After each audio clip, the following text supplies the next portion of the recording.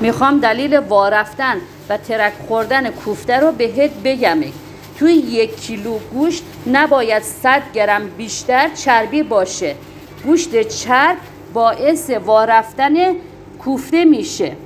اگر میخوای برای وسط کوفتت از آلو استفاده کنی، آلو رو بذار به مدت 1 ساعت توی آب سرد خیس بخوره. بعد بذار روی یک پارچه نخی تا آب اضافیش گرفته بشه. اگر آلوی خیس نخورده بذاری وسط کوفتت، موقع پخت کوفتت ترک میخوره.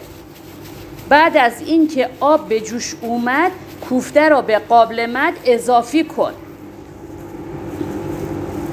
آب سرد باعث از بین بردن انسجام کوفته میشه.